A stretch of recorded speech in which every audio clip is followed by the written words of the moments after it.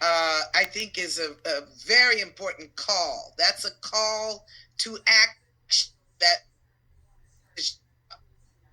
many ways and on so many levels.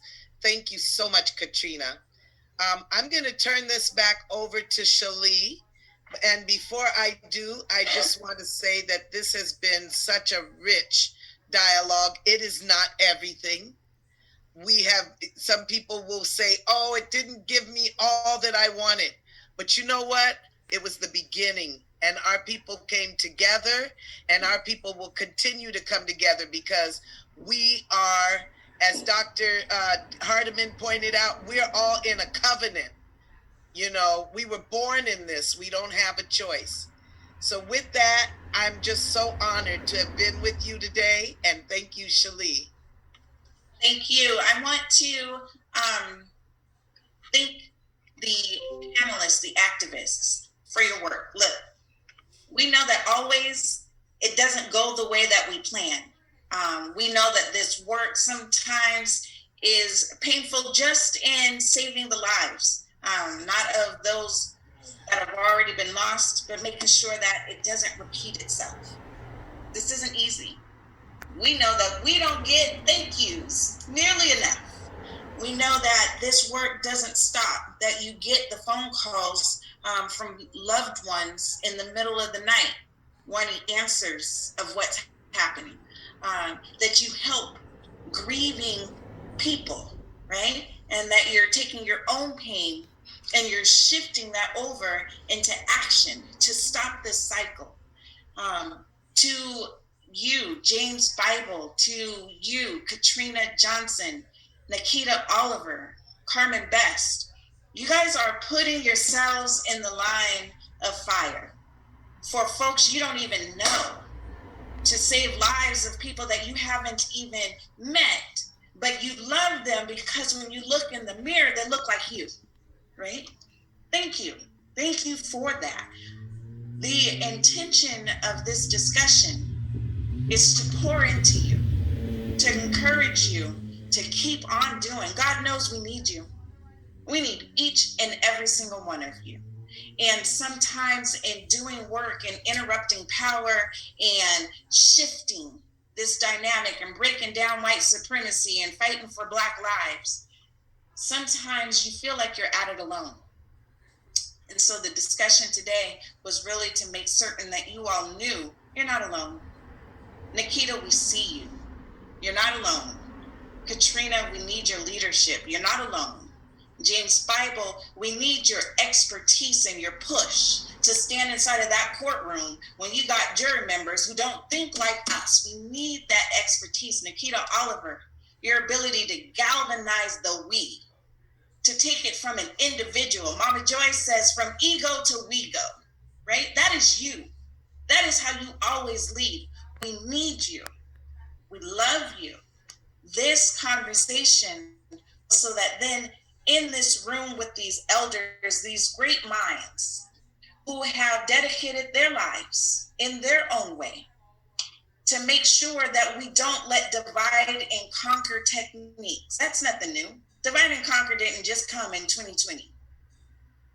These elders that we're sitting at the feet right now. These elders are experts at keeping the movement going, even when we are faced with divide and conquer, right? They've done it before. And so really the questions that were being asked, the wisdom that was being poured is from folks who've been there and done that, right? They know how to move in unison with different strategic approaches, right? They get that from their mamas and their daddies who came before us, from their great grandma, that wisdom that came through on plantations to survive. They get that wisdom, right? That's what we're carrying into this conversation. I'm hoping that you guys were fed to continue to do the work. Follow up with this conversation. Let the community know action steps. If you can just log into the chat, keep us abreast of what do we need to do right now to make certain that we go from just simply watching and into action.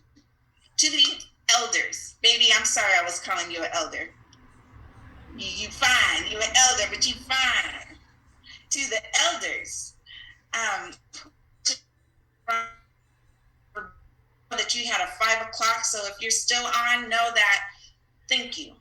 Thank you for helping with the planning of this and the organizing of it. You are appreciated. Thank you for your tremendous job of facilitating the conversations. We have barriers within our community where sometimes we can't gather into a room, but no one says no when you are there. And that's because we respect you and we love you and we trust your presence. So thank you for being in this circle. Mama Joy, thank you for continuing this. You hold conversations. Dr. Mims, I spoke with her, and when I told her what we were doing, she asked me, she said, is Joy in this? I said, yes, Dr. Mims. If Joy's in there, then you don't need me. I taught her already. She knows how to do this. She has been trained in being an elder. She's ready. If she's there, you got me. You don't need me. That was the message from Dr. Mims. And she's absolutely right. You have held down this circle so many times, and we need your leadership. We need your eldership. Is that a word? We need you. And you delivered. Your wisdom today, it's changing lives. I'm looking at the chat, and I see folks saying, yes, that makes sense. So you are touching lives. To my brothers, Delbert, thank you for being in the circle. Thank you for giving your energy, your experience. You have the history that we need in this. For Black folks, what is that? It's from time before time, right? That is our legacy, that we've been doing this since forever, time before time, right? You capture that. And with the history, we're able to face anything that we encounter. This ain't nothing new under the sun, right? So thank you. Thank you for that. Continue to get us together under your eldership, under your leadership. Continue to pour into us so that then we can take history, not as something that happened in the past, but we can take history as the lessons that we can use as we're moving forward with what we got to do. Right? When we go to city council, we need to have history right there by our side, right? So we can walk in there knowing and speaking truth with knowledge and how it applies. So you bring that to our lives. Thank you.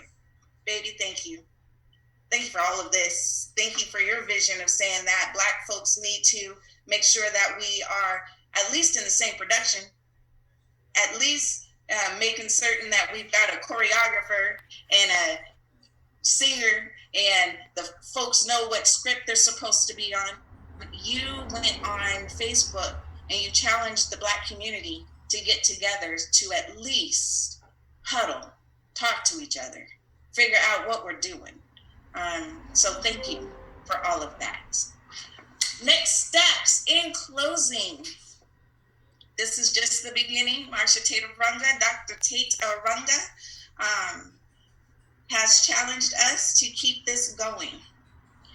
This is just the first conversation. If you liked what you heard, if this was beneficial, we will continue to try to gather us together with activists where we have a chance to learn from the elders, where we have a chance to learn from each other. If this was beneficial, hit me up on Facebook and let me know that you want more. Okay. Baby, can I say something really quick? I can. Thank you so much. Really quick before I go, I know I used a metaphor of theater before. For those of us who are of age, I don't mind being called an elder in that position. What I want to say is I want everybody to look at this from the metaphor of the blueprint of Motown. And for some of you who've heard this before, you get it. And you'll say, oh, Isaiah, I heard that before, but I want everybody to hear this. The blueprint for Motown was one that everybody was a star. Everybody was a star. So you had the Jackson 5, Temptations, Marvin Gaye, Diana Ross, Supreme, Smokey Robinson, The Miracles. You had all those guys. And the plan was that we want everybody to shine when they're supposed to shine. We want everybody's album to come out and get good sales. And so if anybody who has a record, who has some history, some albums that you can go back and look at the background on the Jackson 5 was the Supremes and Marvin Gaye and the Temptations. And if you look at the Stevie Wonder album, you'll see singing background was the Jackson 5. And so sometimes you have to sing background. You got to be willing to sing background for somebody else to shine. And I think that in our next steps in coming together, if we can understand that, one, we're all stars, but that we can work on each other's projects to make sure we get them out there so that they shine in their proper way, that we'll do better. We'll do just as good. So I thank you, Shalee, my wife, for initiating this. And so I look for our next steps to be that of shining. Again, in Motown, cats went solo. So there's opportunities to go solo, but first they work together. So let's do that. Thank you.